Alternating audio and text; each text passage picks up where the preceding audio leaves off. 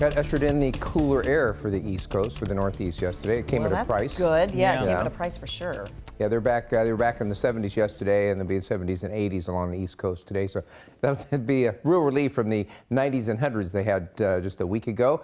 We cooled off a little bit yesterday. We dropped from 83 down to 71 degrees, so about 20 degrees cooler yesterday than it was on Sunday. You probably noticed that. We did have the low clouds around into the afternoon. As they kind of lifted and burned off, we had a pretty good deck of high clouds, so it kind of limited our sunshine yesterday. So came in a little bit below normal. And our race to the finish of July right now, we have in the lead, we have below normal high temperatures, 11 days so far, 10 above and 2 right at normal for this month of July, after last July being mostly 80s and 90s, a sharp contrast. Checking down in Olympia, our tower cam down there showing a pretty quiet morning, just cloudy skies, and you can see there in Tacoma about the same story. We have cloudy skies to start off the day.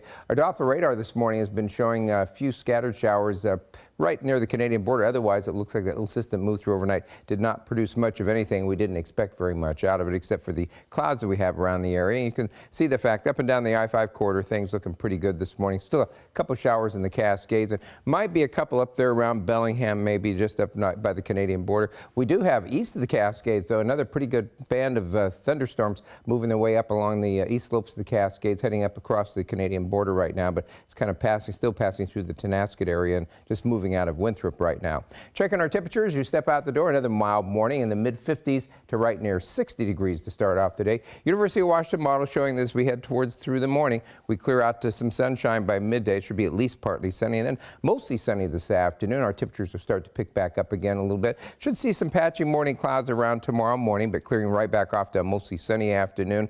Friday will start that way. We should go to some sunshine, but then as we head towards late Friday night, early Saturday, we might see a little system once again brush by us for maybe a couple showers around on Saturday morning, but that's about it. Take a look at our forecast for today. Clouds around this morning, becoming mostly sunny, mid to upper 70s. Tomorrow, sunshine, upper 70s and low 80s. Partly sunny on Friday in the upper 70s and low 80s.